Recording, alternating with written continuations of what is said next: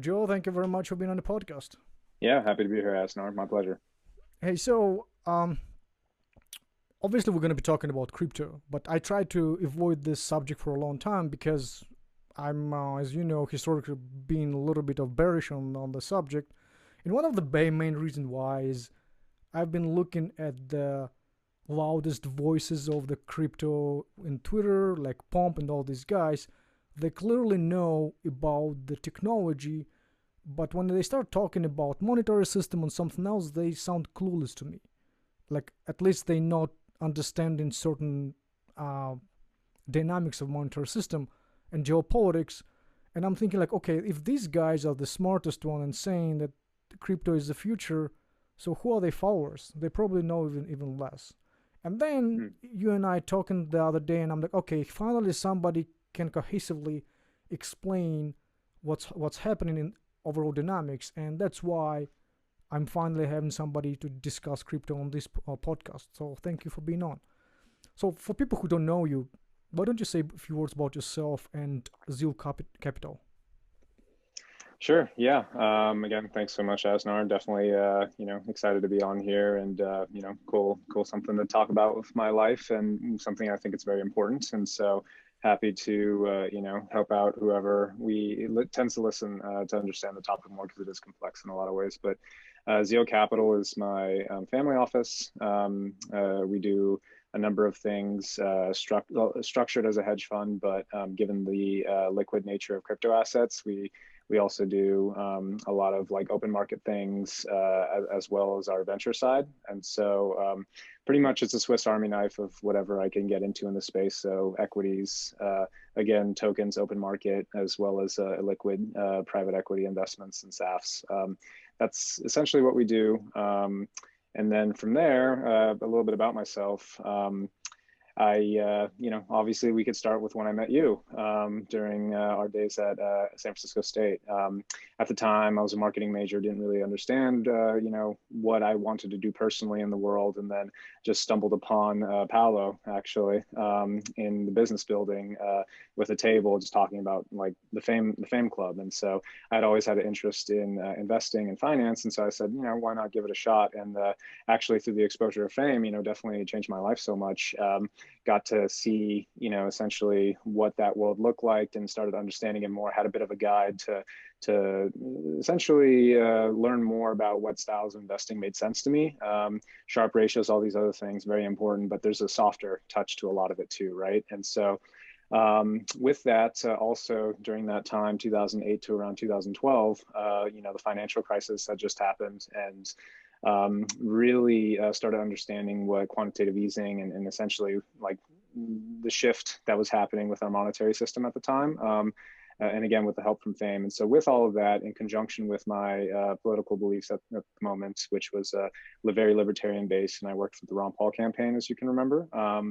And with that, I got a better understanding of how hard money worked and Austrian economics and those sorts of things. And so all of that combined together with my education and Fame to understand sort of Keynesian modern day economics. And I saw like a huge gap within the system, as obviously we're most of us are pretty aware of to a certain degree. And so with that, I was like, I have to think about the world a little bit differently. With that, as you also know, I pursued mixed martial arts as a career, did cage fighting for a number of years, trained with a lot of guys in the UFC and stuff. After that didn't work out, after a lot of headaches and an empty bank account, I really started thinking about, okay, like how am I going to get involved in everything? And I had a very deep passion in finance, but also in a way that I felt would benefit the world.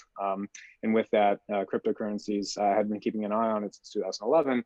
By the time 2014 rolled around, where I had to make this kind of crucial decision, it really became apparent to me with also the life learnings of working for the Ron Paul campaign and doing Fame for a number of years. And I was like, wow, this is a huge opportunity here for me to get involved. And then from there, went on the engineering side of things a little bit, started doing some development. My first passion and everything was the investment side. And so when the market started taking off in 2017 and I had built a network in a community, I pursued that more, and that's where I am today. I do, again, mostly, investments, but I also do a lot of infrastructure, technological stuff as well, because these capital assets, as we'll get into, also become technological underpinnings of everything. yeah, that's short and sweet, I guess, as to how I got here today. So for vast majority of people, crypto is pretty much limited to Bitcoin, Ethereum, and bunch of shitcoins, and maybe some other stuff. Like, what do you typically invest in? If you can elaborate a little bit. Sure. So the way I've kind of found myself getting lucky in a lot of things, but also following my nose is mostly in decentralized finance. It's just such a world that makes so much sense to me with like my traditional understanding of things. Very tangible use cases outside of just speculation that are starting to develop. And so with those, I'm very happy to support, because those are very structurally sound things that I can see scaling like in a big way across society as time goes on. But I also, as I mentioned before, do a lot of infrastructure. And so there is certain fractions of liquidity that happen within these systems and technological underpinnings where the blockchain itself needs token and capital investment in order for it to be economically secure. And so I spend a lot of time doing that as well, working with engineers to build out these systems as well, because these are very mission critical security based protocols. And that's mainly the two things that I followed in, but I also do a lot of equities that relate to the space, because some of these projects and some of these companies are doing things that aren't necessarily token related, as well as I also find myself doing real estate and some other normal things as well from time to time. So. And when you say these companies require equity, that doesn't relate to what you said, the tokens, and The can you tokens, explain yeah. that? Sure. So let's say, for regulatory reasons, or because you don't think that the network is ready, like, well, backing it up one step further, like most of these are startups, right? And so with that, like they need some funding to like build the stuff. And then from there, they can go like launch the network, the protocol, and then release a token that makes sense. The term is called tokenomics. Like, how is the token actually beneficial to the system outside of this thing that is speculative based? And so with that, they're obviously not offering tokens because the thing isn't even built yet, and they're also being conscious of regulatory issues, where if they're just selling to unaccredited investors and random people funding this idea, it could look like a security. And then so with that, it's called a SAFT, so like a safe agreement for future equity for startups. A SAFT is a safe agreement for future tokens or equity, and so they can fundraise as a company. And then after they launch the product and they feel they've been buttoned up in a regulatory compliant way, they can release the tokens into the wild. And then from there, like the equity converts into tokens, and then the early investors get their tokens, and the company could dissolve, decentralize, whatever. But that's generally what it looks like. Remember this big noise about ICOs? Are those gone, or is it the similar thing that you just described? Yeah, it's really interesting. For me personally, when I was doing a lot of development work, so much of it was based around like the ICO part of things, which is like public market offerings, right? And from there, due to regulatory reasons, but also just projects and companies and founders making sure that they get the most juice out of the squeeze, they've been moving to private placement for quite a bit. So to answer your question, they still do exist. We're seeing different sort of auction mechanisms, different sort of fundraisers that are happening publicly. It's even staged sometimes where they'll do like a private offering like I was talking about, and then they'll do another round like publicly. It's very fluid. It's not ICOs like it was way back when, or in 2017, not that back when, but it certainly has changed significantly. How many of those ICOs were like blatant scams that you would like call out like the second you saw it? A significant amount of them, I would say. I mean, like, well, I mean, as time goes on, I hear more stories of like, lawsuits that are coming up after the fact, or like projects that promised the moon and then they didn't deliver. And then, in hindsight, they're called fraudulent, but maybe they just weren't like competent at the time. They got in over their head, sort of thing. I would like to separate, the difference between like a cash grab and like, fraud. Like fraud is like, total scam, completely screwing people over, where there are a lot of projects that were trying to do a good thing and saw like an opportunity to raise capital in a very easy way. Like, yeah. And that, may not be the most kosher thing as time goes on, especially as market crashes and everything. But There certainly was a lot of fervor, I'll say that much back then. Has that died down a lot? It has, actually. Yeah. Let's talk about DeFi's. You mentioned that you invest in some of them. Do you invest in platform itself, or you actually put your money to get a yield? I do both. So essentially, as I mentioned before, this whole notion of tokenomics, you can make any sort of product and try to figure out a weird way to tie it within the system to make a reason in order to sell a token that has like, some volatility in it. It doesn't make that much sense to me when those things happen. And there is like a body of work and a body of study coming about in which people long term are saying like, hey, do these tokens actually like have a liquidity moat, is what a lot of people talk about within the system, which like people actually need this thing, especially in a market where so many of the tokens can be easily created. Like, how do you consolidate like utility in and around this one thing? And so I definitely focus on that very heavily, especially for my long focused investments. But with terms of yield farming stuff, yeah, I definitely do a lot of that. So many people do. I mean, the yields are still pretty attractive if you know where to look. As I mentioned to you on our last call, 10 to 30% is like not unheard of. And if you can do like basic lending, and if you could sort of do enough diligence to get comfortable around the smart contract risks, some of the counterparty risks, and whatnot, then like, yeah, it's right now the market is very inefficient, and there's more safe bets with yield farming, I think, than a lot of people realize. And this is why I like talking to you, because you said 10 to 30% yield is very attractive. And there are very few people who today look at the crypto world and NFTs who would consider that as attractive, because they used to million% returns, which Sure. which is stupid, like that's not how finance should work, at least.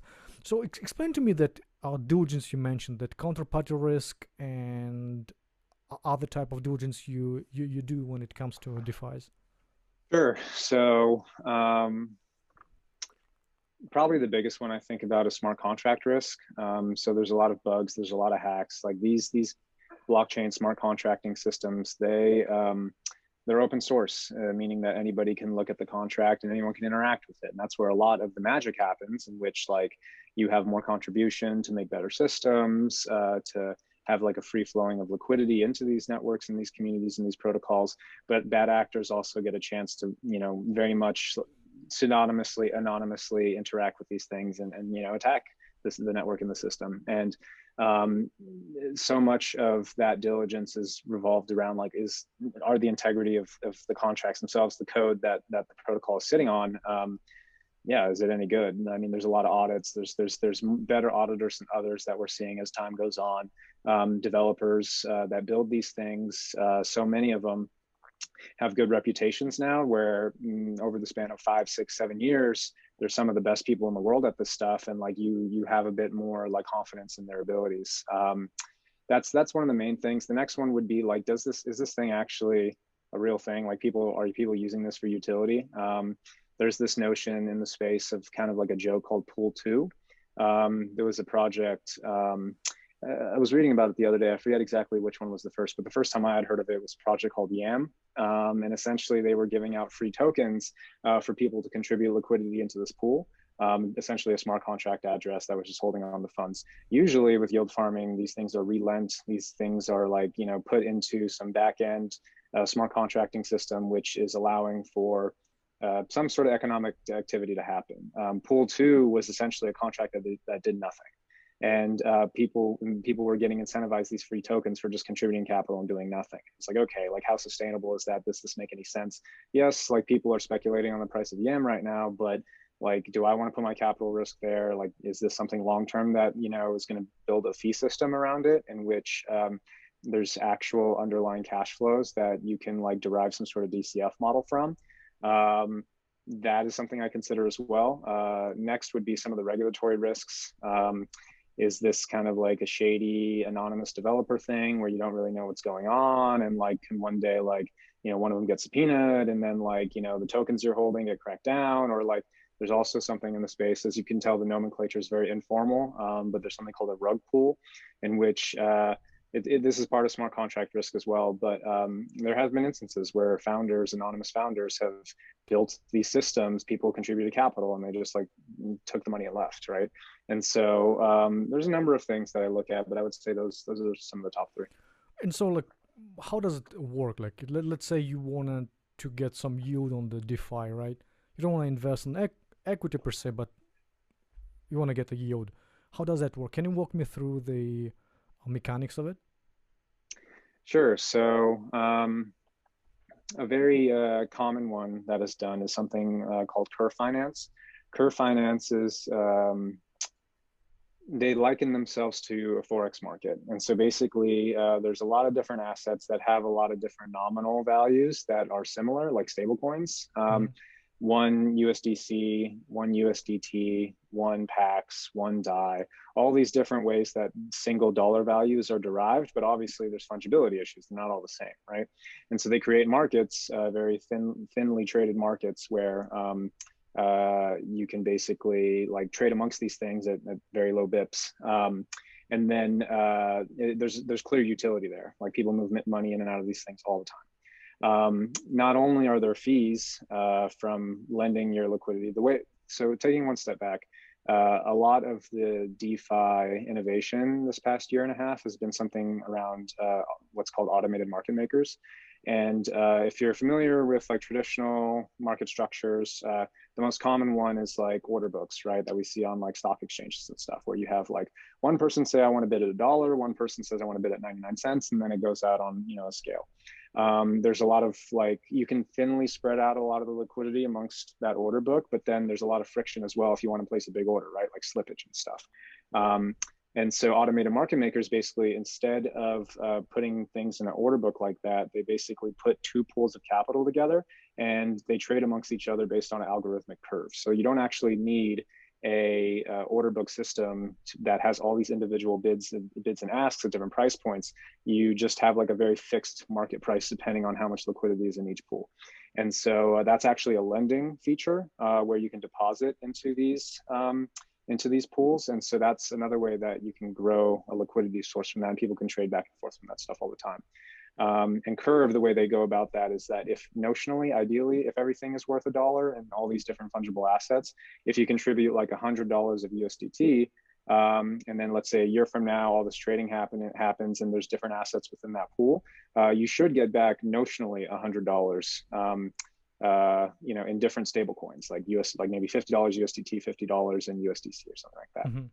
And so essentially people contribute into these automated market makers. You get fees because when people trade amongst these pools, they pay a fee to borrow your liquidity. And then Curve, they have this governance token in their system, which basically decides which contracts are put up, what the fees should be set as, and so on and so forth.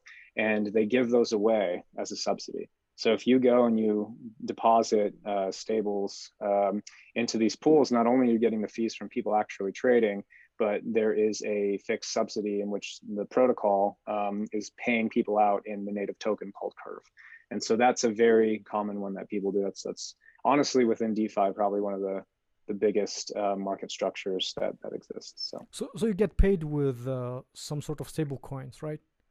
Yeah, you get paid in stable coins from the fees. So like if people are just purely trading back and forth amongst these pools, and there's like a fee, like it's 4 bips right now, I think, or something like that. And you get that fee for sure. Gotcha.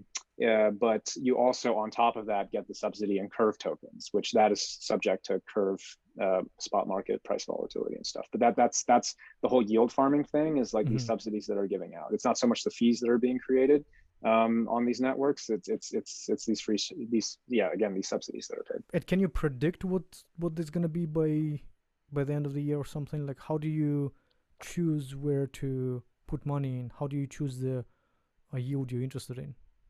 Just sounds like it's ongoing process, That is probably one of my biggest struggles as well, is trying to figure out like how to model that stuff. And to be fair, like I think given how volatile these markets are, because that's essentially you're hitting the nail on the head, which is like, okay, what's the price of Curve going to be by the end of the year, right? And so it's happened where it's gone against my favor, in which the market crashes, and I'm expecting this like 10% yield, and all of a sudden it becomes 3 or 4. Or the flip side is true, is that like the market has like a big uptick, and then all of a sudden that 10% I was banking on is now like 20. Those things happen. I mean, for me personally, I yield farm tokens, which I think have long-term like sustainability and benefits, so that like in a year or two from now or whenever I decide to exit, like it's still going to be around. Hey, 3% yield is not the worst yield on the planet. You know, Sure. I actually thought, given the volatility in the crypto, I thought like even stablecoin, how stable are those? Are they like really stable? Sometimes, I mean, like Can they there go has been. below dollar? Can you like breach that par? Yeah, it happens all the time. So the largest stablecoin in the system is USDT Tether, Mm-hmm. which is run by Bitfinex, one of the largest exchanges that have been around for a long time. They have dollar deposits, and as audits have come out and lawsuits have come out, we're getting to see their books a little bit more. They have a lot of commercial paper that backs a lot of these stable coins, and there are market fluctuations and events in which like big asset holders of USDT will like dump those onto the market, and then all of a sudden you have this huge discrepancy. For USDT specifically, it's redeemable, is what everyone's market confidence is in. And so I've known big market makers, which when they see those discrepancies, they'll go and they'll just buy everything they can, and then they'll go to try to redeem. And So so like arbitrage in it, huh?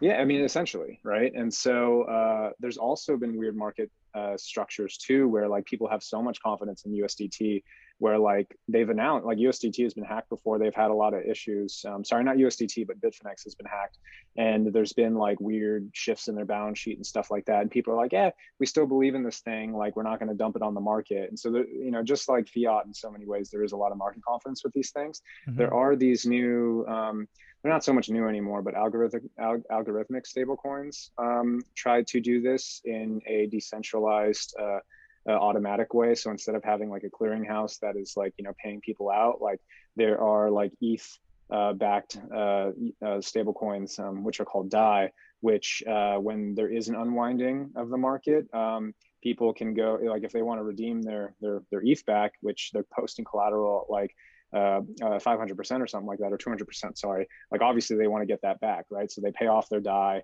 they buy DAI on the market in order to catch that volatility. And the idea with some of these things too is that like if you have this obligation because you're backing like capital assets for stablecoins, kind of like a loan, if you can find those in-kind assets at a cheaper price, like you obviously would want to do that, right? So Mm-hmm. there are many things like this which are sort of game theories that balance it out. But as a whole, I will say that market structure definitely gets dislocated many, many times. And to your point, arbitragers are the ones that step in. And so it happens. It happens.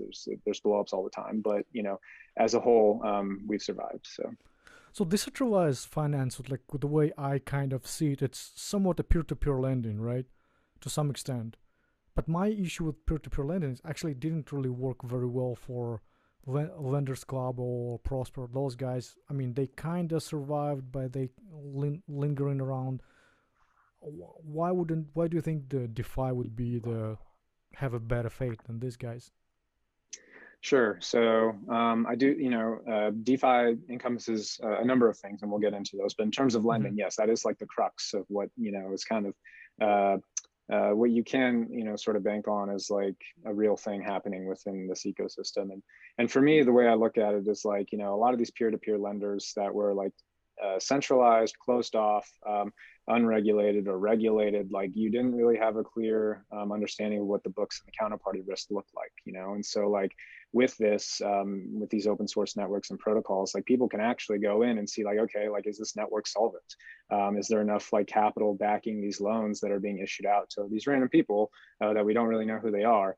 That's like like you can audit that like within seconds. And so not only is there that confidence, or there is that confidence, which a lot of people lean into. Another one too is the rebalancing, right? So like, I mean, so much of traditional finance's blowups have been central clearinghouses or counterparties, which like, they're doing fractional reserve, or they're kind of like leveraging themselves a little bit too thin. And then all of a sudden, like a blow up happens and they just don't tell anyone because they don't want to like bear the burden there, you know, and then they panic, and then Yep. there's fraud and all this sort of stuff. And then it only comes out after, when like, you know, you get the domino effect, right? Mm-hmm. And so the way these protocols are designed, they're cryptographically enforceable. So essentially, like if something were like that were to happen in a sound economic system, and there's a lot of theory and studies that are done around these things, like the network will literally like force like these capital assets to like rebalance. And so like you see it all the time where like last It's like May, margin call, pretty much. yeah, exactly. It's a margin call that's happening like, you know, by a blockchain which no one can stop. And so there is a rebalancing there that I think is beneficial. And you know, this kind of goes in the whole thing with blockchains and cryptocurrencies, and why it's better to have these systems as opposed to like human error or human, you know, fault. Some of these things, like I think, really do help keep the stability of the system strong. Yeah, that makes sense. Gotcha. So let's talk about NFTs. How many do you own? Do you own any? And what the hell is that in general? Yeah, it's funny, you know. So I actually I was very skeptical on NFTs for a long time. It's been the idea, the body of work. I've had a number of friends that were like very early in like building that stuff, and I just couldn't get sold on like having like non-fungible assets having scarcity and like, you know, having value. Clearly I'm wrong, right? The market is like moving. And so like a year and a half ago, when it became apparent to me, I got involved. I bought, you know, I have a couple crypto kitties. I've given them as gifts. I've got like, you know, some other things as well. I don't know. I probably have like 5 of them. I mean, is it a large part of my portfolio? No. Is it more of a science experiment for me? Yes. I am like invested in a number of networks and companies that are like focusing on this stuff.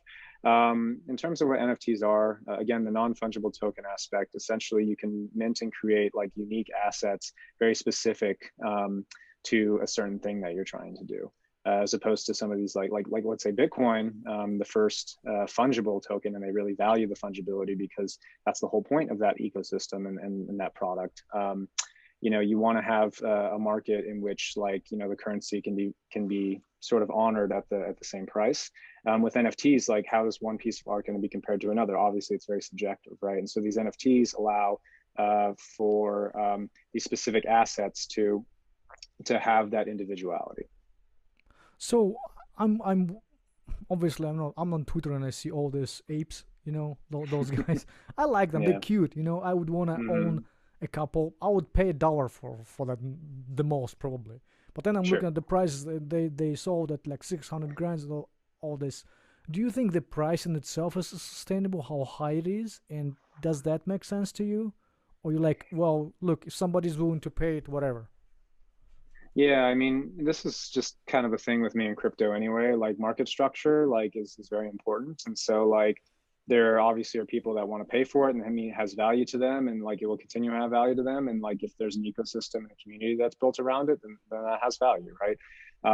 There's also a lot of interesting sort of back end things that happen within the market. For instance, there's a lot of money that necessarily can't come home that's been sitting in these assets for a long time. And a lot of people speculate that these NFTs are ways for people to move that money around, like through these anonymous like NFT offerings, right? Basically, like, you know, what people do, what a lot of rich guys do for paintings and money laundering. Like this could potentially be like something similar, right? Do I think that's the entire market? I don't think so, but like I'm certainly, I'm sure it's happening to like a couple of these like art pieces, right? Wait, The hold on, largest, hold on. Explain to me that again. Like, how does that work? I mean, there's a lot of like money in like in China, for instance, there's a lot of money that like escaped through crypto, right? Like the capital controls and like Yeah. the Chinese economy are very strong. Mm-hmm. And people used crypto from like I don't know, 2013 to like 16 in a lot of ways to get around that. And then as the market like expanded, and I believe like the limits were like 50K way back when of like moving money out of China. Let's say they moved like, I don't know, $1 million. If they kept it in the space and, you know, the market like continued to expand, they could be sitting on like $10 million. And so they're like, how do I take this thing home? Nobody knows like that I have this, and so on and so forth. And so they could mint their own NFT, and then they can go and like sell their own NFT and then sell it to themselves, right, at that high price point. And so like there are all these weird things that could potentially happen. Again, I don't think that is at all the Yeah. broad market structure of NFTs. I think it's a lot of speculative fervor at the moment. But the reality is that like these things are also social signaling Yeah. tools, right? Where it's kind of like, hey, I have this thing, like it's a very limited set of this very popular like ape or crypto punk, and like I have one of them, whether I bought it early at a cheap price or whether I bought it at a very high price later on. Like, you know, it's a way for people to express like their clout, I guess, online, and that has value too, honestly. And I know a lot of people that do that, and I think that's actually the biggest one. But yeah, I mean, there's a lot of use cases for it. That's why, like with NFTs, like I'm very careful of where I get involved with, because I have no idea where that ball is going to land, because like just again, the non-fungible aspect of it, like the space is going to be so broad, but whatever vertical that is successful, it's going to be successful in a big way. But what are the verticals though? Like, is it so far? The only thing I see is like different art pieces. Let's just call them. That's how I see. Some of them like apes, some of them like I don't know kitties or whatever. What are the other verticals? I think a huge one is going to be video game assets. And so like a lot of early Bitcoiners, for instance, were people who played World of Warcraft, and there was a thing way back when called World of Warcraft Gold. Yeah. And these things actually became like very valuable pieces of like online like digital assets. And then economies started building. People really valued it for the video game purposes. We all know how big World of Warcraft is. And Yeah. then World of Warcraft, once they realized like, hey, like this is a big thing, they shut it down, they controlled it, right? And people got very upset about that. And that's some of the richest guys that I've seen in the space. Like, you know, they came to Bitcoin because they were like, hey, like I have this understanding, like this is like everything's getting digitized. There's going to be like digital ownership and assets in the future. And like, you know, you need to have like custody of that, and it needs to be like a tradable asset. It needs to be a bearer instrument. And NFTs like are something that can provide for that. And again, for video game assets, it's such a huge economy, you know, trillions of dollars, millions and millions of people play it. And for without a doubt, like even without NFTs as it is today, there's these economies being developed in the video game world. And if this could be a transition for like full custody and ownership by the individual, then like that's a huge market. I think what if anything, NFTs became kind of good marketing tool for crypto because bunch of people got interested in crypto because of NFTs. That's what I have noticed. But hey, good for them. Seems like it worked for some. Um, so let's talk about the crypto in general when it comes to replacing fiat money. Do you think fiat is going to be completely replaced, or crypto is going to be the sub parallel economy in the within the monetary system? So I don't think it's going to be a sub parallel economy, but I do think it's going to be a parallel economy. I don't think that. I think fiat is time. I mean, just given the nature of how fiat currency works, right? Like it devalues itself consistently. And there's been a whole bunch of things that the US government has done, you know, over the many decades since the Bretton Woods system, which, you know, they've reinforced value in the dollar, whether that's like the petrodollar, if you believe that or not, whether it's US government sanctions or whatever. Like there's more to the value of the dollar than like the US economy, right? There's a lot of like military force behind it as well. Mm-hmm. That is obviously upsetting a lot of other countries. A lot of other countries are starting to come into prominence. China, obviously, being the most pertinent. And it's been obvious they've like made agreements to do like direct swaps with Russia and Iran for like oil and stuff like that, so they can get around like the petrodollar. And so like and again, with especially with COVID and with the infrastructure bill that's potentially coming up with PPP, all these other things, and you're starting to see small blowups in other countries, such as like in Turkey or Libya, where like a lot of their local currency is like so devalued, and all their outstanding debt and obligations are in dollars. And you know, there's this dislocation, and these countries go bankrupt. Argentina went through it for a long time.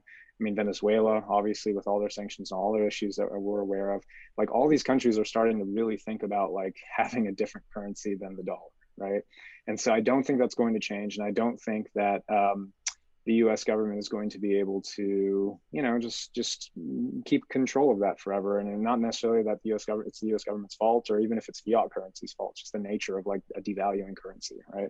And so with that, this very economically secure asset. I mean, obviously it's based on asset prices, but like the cryptography around it, proof of work systems, blockchains, like it's been around for 10 years now and it hasn't really been broken. And like countries are starting to really like accept it. Like, you know, like what was the country recently? I think it was Ecuador that just allowed for Bitcoin to be like a usable currency. El Salvador, yes, I'm one of those guys. Yeah. Sorry, yes, yeah, you're right, El Salvador. And so, yeah, essentially, I do think as time goes on, more and more countries are going to start moving in this direction, which minimizes the role of fiat like across the board. That being said, like, you know, the U.S. government isn't going anywhere anytime soon. The U.S. like rule of law and like, you know, just the borders and everything isn't going anywhere anytime soon. And I highly doubt that you'll be able to pay your taxes in Bitcoin, you know, anytime soon. U.S. treasuries are still going to be denominated in dollars, so on and so forth. So those things are still going to exist. But these opt-out, these parallel economies are starting to come into fruition because of like how fiat is just being devalued generally. But also too, I think the bigger picture is programmable money, right? And so like all the new use cases, all the cool things that you can do with like codified money, like having contracts, like autonomous systems, these rebalancing networks and lending protocols that we've been discussing, for instance, the innovation there is like so incredibly strong that I think I view it as like sort of hyper capitalism, and more people will just jump into that like on a positive note as opposed to just like, oh, I need to get away from fiat. And so with that, you know, I think both are going to exist in some capacity. Yeah, I kind of agree with you that. Like, I mean, I don't believe the government would just even give control to crypto. Who the hell want to do that, right? Right. Like I right. spoke with Jim Grant about whether Austrian School of Economics actually gonna be applied in the work. He's like, no, it's, you know, he's a big Austrian guy. He's Right. like, people are not ready. People can handle Austrian School of Economics where Right. everything should be self-regulated. It just doesn't work like that way, and It's that's too what crypto disciplined. is. Yeah. Yeah, it's just not gonna work. Like, it's, people got used to this monetary easing. So you see China having cracked down on crypto, right? What's your take on that? It's China's a really interesting enigma for me. I have a lot of friends in the space over in China, and I ask them their opinions. The most recent that I checked in, probably like 4 or 5 months ago, was around the 100-year CCP celebration, and so there was a big, you know, China generally they're very much they want to show good face to the world and also to their people, you know, with big gestures of, you know, moving things around and like squashing, you know, what's perceived as bad things. And so a lot of my friends, when a lot of that stuff was happening, was saying it was mainly that. But I've also heard other things too. I mean, they're starting to roll out their digital currency as well, the digital yuan, and so they're testing that out. I think they could be pushing out more crypto markets because they just want to like focus in on, you know, having their own native digital currency, which makes a lot of sense.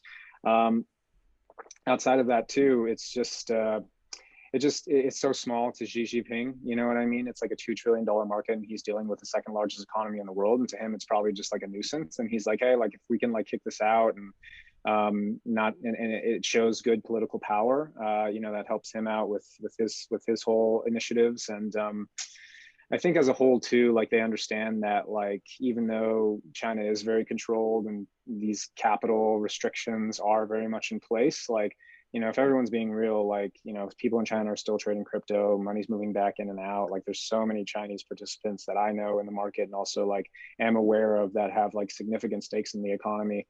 I mean, like Binance is run by a Chinese born citizen. And so like, yeah, they're going to have some conflicts, but just like China does with so many of their businesses, right? Like they'll fight for a long time. They'll come to agreement, you know, and they'll figure out something if it works or not. And so I just think it's more of that song and dance.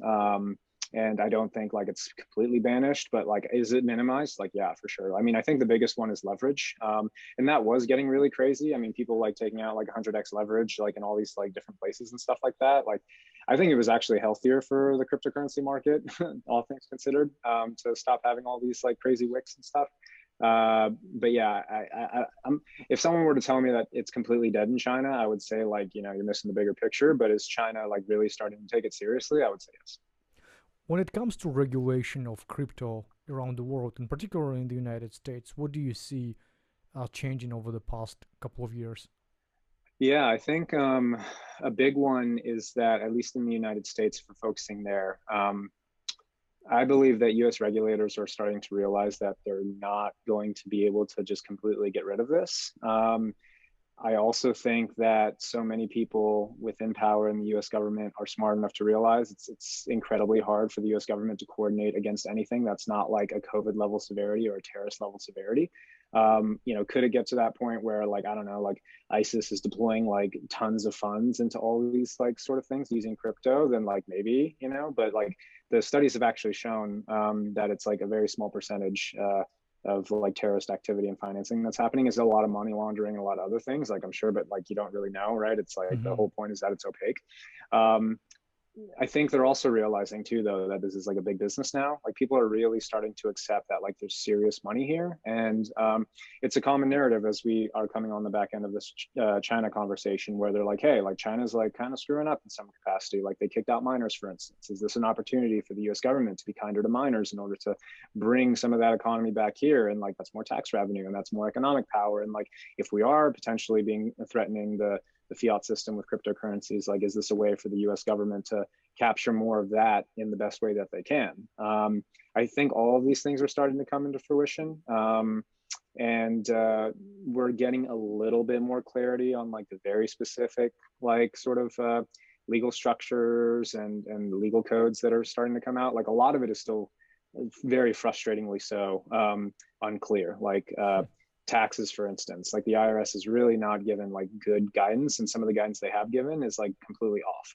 And so like there's a lot of people like trying to like fix these things, and really it's just it's democracy. It's not a dictatorship in which like you can go straight to the top and make decisions happen. You have to like play these things out over like many years in order to get like a small line of like the tax code or like the laws changed. For me personally, when I think about broader regulation, I think it's going to be what is it called? Regulation by enforcement. So basically, you have these governing bodies like the SEC, CFTC, FinCEN, DOJ go after like really bad actors, and like they get clear within these judgments of like exactly what they did wrong, and everyone knows from there like, hey, okay, don't do those things. Hmm. Maybe it goes to the Supreme Court, and then those things get changed around. But the government is most of how the U.S. government works is by that. They don't like put laws ahead of the curve. They put laws after like it's become very apparent, right? And so how do they react to things or to that within that time continuum and the in between? It's through like throwing people in jail for doing really bad things. And so I think they are getting better about it.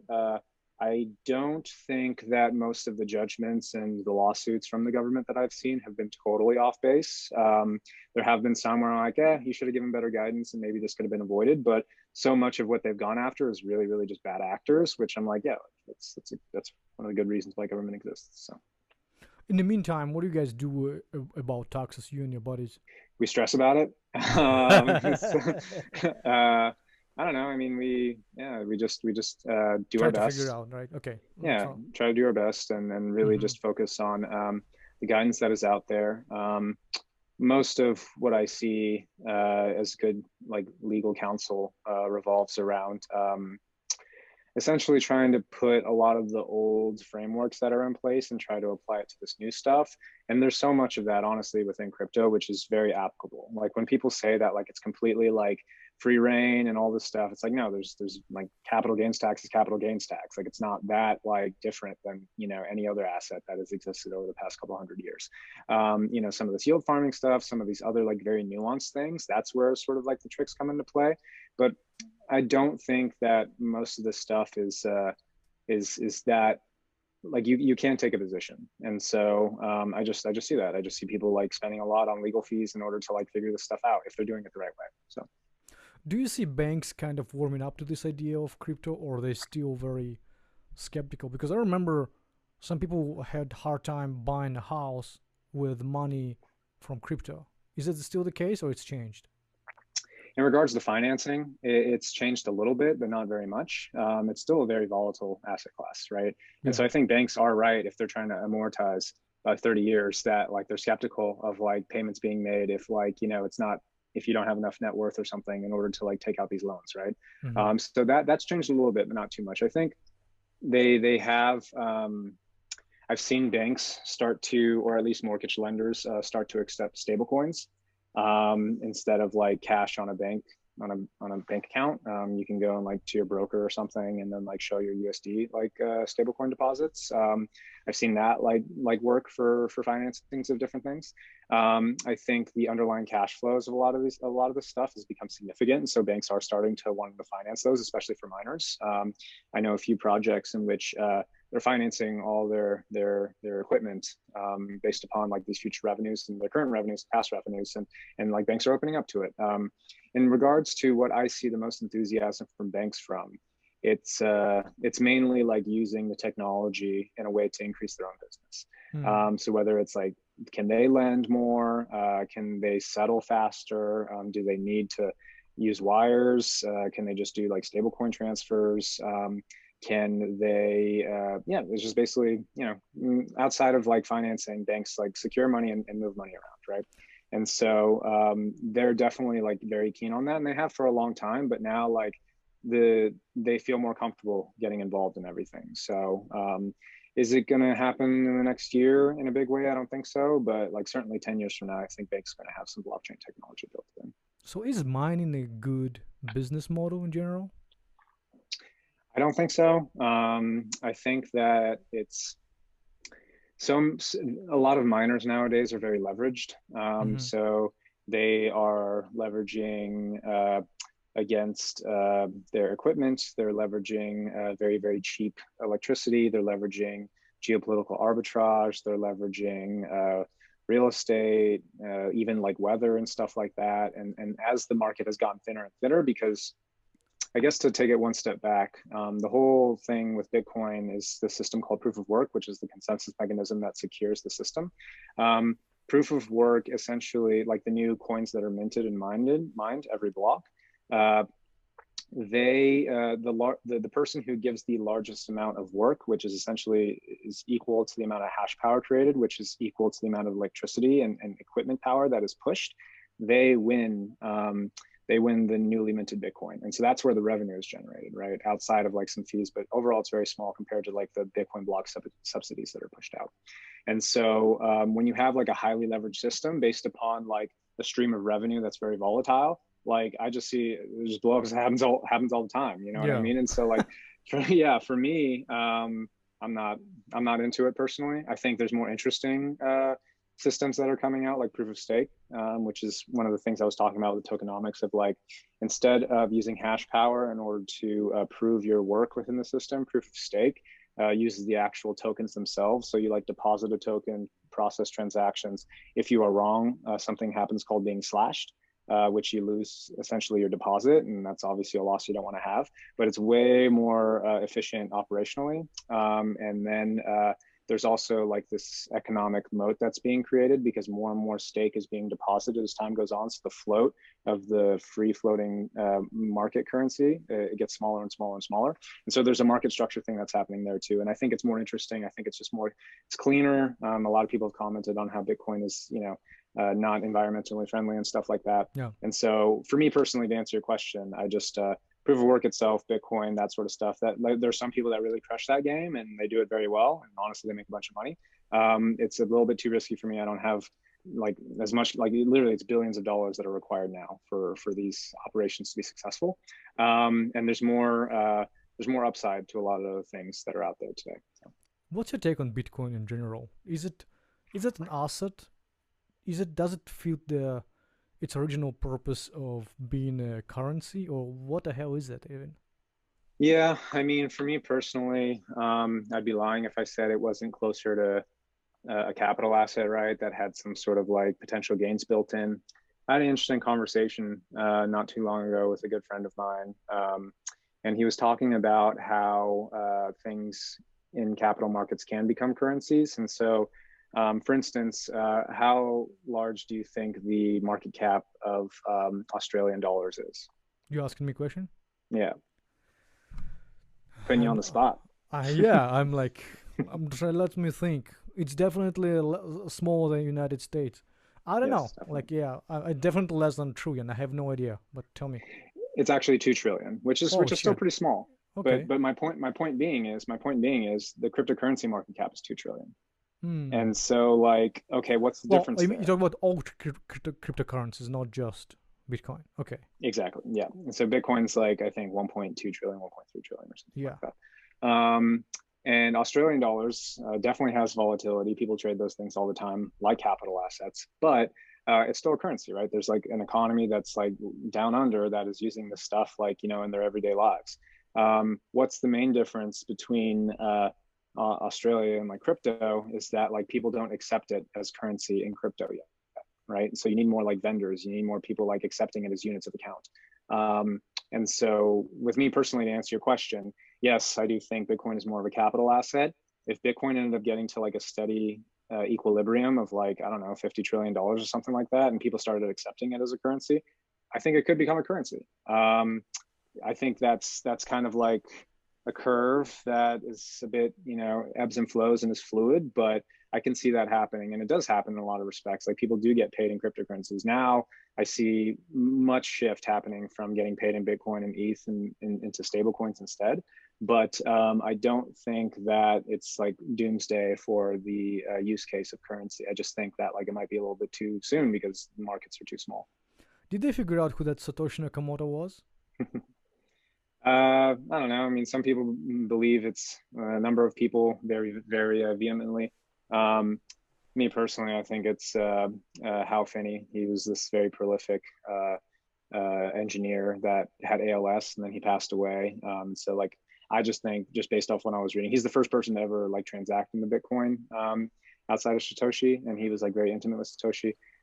I think he was the main one. I think there also could have been a number of people. There's a guy named Nick Szabo who a lot of people contribute, being Satoshi. To answer your question, no, we don't have any definitive proof of anything. But yeah, I mean, Satoshi's money in Bitcoin is still sitting there. He has like 100, 200, 300 billion maybe of Bitcoin, and it hasn't moved. So I don't know, maybe not.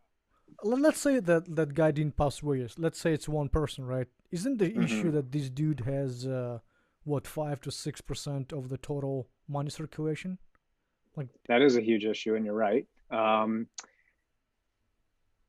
Same thing could be said for Ethereum. And Ethereum, like, there's one guy that probably has like that amount, and a few other people that probably have like a percentage point or something like that that exists. And yeah, they may sell and stuff like that, but again, it's the whole market structure thing. If you go and dump all that money, yeah, you crash the market. Yeah, you'll cash out like $100 billion or whatever, but you would also affect significantly like your mark to market holdings of what it was before you crashed the market. I think that, yeah, we'll see. I mean, it is a big issue. The Gini index is very important with a lot of these things. That's something that I think about a lot in terms of cap tables of like these ecosystems and stuff. what's Gini But index? it's the ratio of large holders and how many they have relative to everyone else. So Mm-hmm. a high Gini index is like uh, one guy owning 100%. Yeah, that's That would be, yeah. And so anywho, yeah, I mean, is it a big thing? Yeah, but at the same time, like it's also gotten away from Satoshi. Like it reminds me a lot of what Kyle Bass says about China having so much US treasuries. And he's like, yeah, he's like, China does have a ton of US treasuries, but if they were to go like market sell everything and try to like disrupt the market, the market demand for US treasuries is so strong that it would cause, in his opinion, in his analysis, like a 5% drop in treasury prices, which would then get gobbled up like pretty quickly. And obviously Bitcoin is much far removed from US treasuries, yeah. obviously, but there's a lot of people out there that are looking for like a really solid Bitcoin price, and they're willing to take that risk if they can get it. And maybe if Satoshi were also to like enact a bug or something like that, which like broke the system, then maybe that's the concern. But like as a whole, he's just a market participant, and is Bitcoin's utility and value still there, even if he were to sell? I think so. So I'll just ask you a personal question, and I can cut it off if you don't want it to be in.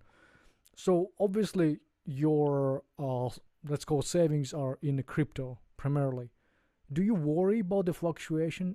You ever thought about like, oh, you know what, with all my belief in the system and what's being created, how about I put something aside for, I don't know, like in a real fiat money? Did you think about it, or you're a strong believer that nothing would ever happen? things happen all the time for sure, and I definitely have borne the brunt of the incorrect foresight that I've had in this situation. It was more dire and severe when I was first starting out, like 2014, 15. Like I had no choice but to be all in. Hmm. I mean, I'm a pretty, I know I got like a crazy purple shirt on, but like as a whole, like I'm a pretty, as you know, I'm like, in a very small room at my girlfriend's place. And I don't know, man, like at some point, like how much more money do you need to like be happy and take care of things in your family? And like for me, like, I never needed that much in the first place. When I was at SF State, I was like pretty broke for a long time. Like I don't want to go back there necessarily, but I also don't need to live the high life all the time. And so, no, I mean, I feel very strongly about, the change that this can do for the world. And, this is my small way of participating in like a positive, hopefully, future. And so it's like, yeah, if I can just feed myself and, put a roof over my head, then like everything else, like, yeah, push it toward that. So. So if somebody wants to find you and get more information and maybe even invest with you, would you work with them, or are you like, ah, no, thank you, stay away from guys? Yeah, I mean, as I mentioned to you, I'm on a bit of sabbatical. But I don't know if I mentioned it to you. So like, it's been a crazy last 7 years, and so I'm trying to take a break. So a lot of my friends that do message me about things, I tell them like, not so sure, I don't know. But all that being said, the right deal, the right person. It's definitely different these days. There's so many people involved in the space that like having that much of an open network causes a lot of like just inundation, which is hard to filter through. But I've yeah, if it makes sense, it makes sense. I'm not going to say no, never say never, but I'm definitely more conscious about things in the future. Gotcha. Tell me a little bit about DAO because it seems like it's an important thing. Yeah, so the DAO, the first one was called, so it stands for Decentralized Autonomous Organization. So essentially a bunch of smart contracts which govern themselves based upon a predefined set of rules. And so, and again, cryptographically enforceable on the blockchain. And so the first DAO that existed was called the DAO. And essentially it was trying to be like a decentralized venture fund in which like this company called Slockit was like, hey, we'll raise all this money, we'll fund Slockit. Slockit was like smart contracts on like locks. So like you can go to your Airbnb and then like instead of having to go through like the Airbnb like company to pay for things and book schedulings, you could just like scan like I don't know like your private key or public key or something with your cryptography and then like have access to the house or whatever. So that's what they were trying to build in the early days, and they were like, we need to raise money for it. And so this was before ICOs really became a thing. And so all of a sudden they created this contract thing called the DAO, and then it got way out of hand, way crazy. It became at the time the largest fundraise vehicle ever. It reached at like 230 million or something like that. And the previously large size before that was, I believe, the Ethereum ICO, which was only like 18 million. So it was like a huge jump, right? Sure. For me and so many people, this was 2016, 2015, yeah, early 2016. This was like a huge watershed moment. Like we were like, oh my God, this is like working in some way. Like what's going on? And then somebody found a bug within the DAO smart contract. And so people were freaking out and they were like, oh, funds could get stolen. And then someone did act upon that and they started stealing all the funds. It was a slow drip, but they got to a point where they were able to steal like 20 million, $30 million or something like that. And so this was on Ethereum, and Ethereum's whole like pitch in the early days was like, unstoppable code, right? So it was like, law, code is law, like governments can't stop this, da, da, da. And so everyone got together and was like, hey, if this guy steals all the ETH in this contract, like he's going to own like 20% of ETH or something like that. I think it was like closer to 15, actually, 15%. And so everyone freaked out and they ended up doing what was called a fork. So they like made a new Ethereum, which rolled back the state to essentially where the money in the network was before the DAO was created, and then like two were made. And so almost like this weird crypto Keynesian economics thing that was going on, right? and so with that, it was very controversial. People were like, "This is not what crypto's about." Da, da, da, da. And yeah, it was a whole market event, and it caused like a year-long bear market. It was pretty So interesting. Yeah. libertarians stop there, right? It's like, okay, so we don't like that. Honestly, that was a big crisis for me as well. I was like talking to a friend about it, and I was like, dude, like I don't know, this is not what I signed up for.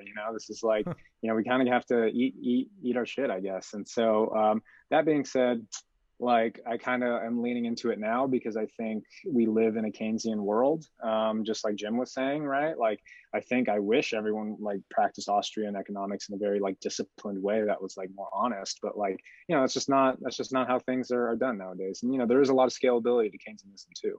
And so I warmed up to it as time went on, and you can make a lot of money in Keynesianism too. So. Maybe that's we should have been started in the first place. So blockchain was everything where all this was created, right? It's been around for like what, 10 years, maybe a little more, probably 10, right? When the crypto was built on top of it. Like people in crypto world think it's been huge progress. People in my world, where we nothing really, it's not like an internet that's changed things overnight. Not overnight, but fairly quickly. Do you think blockchain is the future? Do you think it's peaking? Is it moving as fast as you guys predicted, or it has very limited use in general? So I think from the capital market perspective, it has moved incredibly quickly, and I don't know if that's undeniable. I mean, I guess some people can deny it in some respects, or not even deny, but like I guess argue against. But like the fact that like it went from an asset class that was zero 10 years ago to like many trillions today, I think it's been really amazing. There's this economy that's just boomed out of nowhere, right? Which is really something.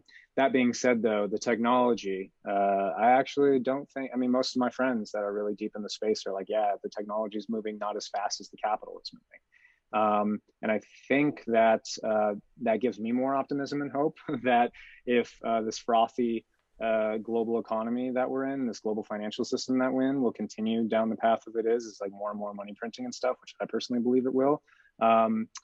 As the technology gets better, it will capture more of that froth, and so and then it will become like an integral part of the whole financial system. And so, yeah, to answer your question, I definitely think that it's gotten ahead of itself in a lot of ways, but it actually hasn't moved as quickly as I would have liked to see. There was a lot of ideation of cool things that could have happened with these technologies, and it's moved much slower. I mean, some of the big network upgrades have taken like 3 years when it was promised in like a couple months. And these are just very difficult systems, and things are always changing. And I think the bigger one is like the known unknowns. Like we have, and that goes both ways. That goes good and bad. But like on the good side of things, there's a huge design space when it comes to code, and there's a huge design space when it comes to money. And have we like tapped into that and fully like captured that? Like I definitely don't think so. So I'm still bullish. So, what are some other applications for blockchain outside of crypto? Yeah, so I think out of like digital assets, let's call it outside of digital assets, Yeah, like there. how do people, let's say in farm world, can utilize it? Like how do people in day-to-day life can start utilizing it outside of paying for whatever? Yeah, so I think some of the more interesting ones, which again, I think is a little far away relative to where I wish it was. First one is identity, right? So like with every public key, you have a public key is like the public address, a string of numbers and letters that people send money to and stuff, for your listeners that don't know. And with that, like you have a private key, which is like a very like unique one-for-one access point to that public key. There are more public key, private key pairings that cryptography and math can generate than there are grains of sand on the planet Earth. And so it's really hard to break these systems, and to like collision attacks is what it's called when you accidentally like print two private keys or something like that. Not to say that it doesn't happen, and cryptography like changes all the time, but it also like incrementally gets better as these flaws are discovered. But like essentially what I'm getting at is like there is an individuality, there's a bearer instrument in having that private key. And with that, are you able to like sign like government documents? Are you able to sign like special contracts, or are you able to? A common one that people use is called ENS, which is called the Ethereum Name Service. And so essentially to a private key, it ties to like a public address. So it'll be like asnar.eth or something like that. And that's a very public thing that like proves an identity, right? And can you tie so many more things to that? Like that's a big one that people talk about for like third world countries, where like the government infrastructure is just so poor that like they're not going to be able to like keep the integrity of a database, for millions of people, when like the country's GDP is like less than $100 billion. And so like, how do you like leapfrog that system? Like this could be a really interesting way, because literally all it is just running like a piece of software to like generate a public private key pairing. Obviously there's other things, they're called attestations, which like, how do you refer back to that private key as you? And that's the thing that people are trying to figure out, but that's a big one. And I think that's going to be huge. It's kind of like the Skynet thing that I think about like in 50 years. Another one would be governance.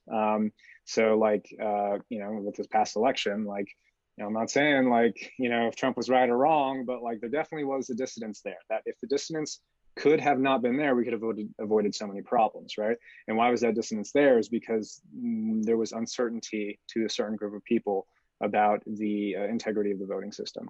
And so if you have a system, and this is honestly one of the more interesting things that I see within cryptocurrency markets today, is this governance and voting stuff.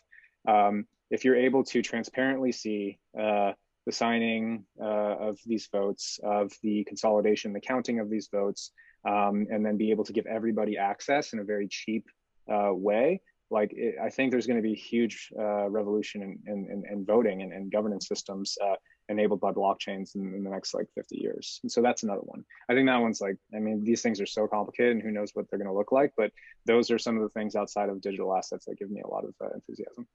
Well, hopefully it's all gonna happen. Well, Joe, thanks very much for being on the podcast. Seems like we covered everything, and now I'm becoming bullish. No, let's see. But thanks, man.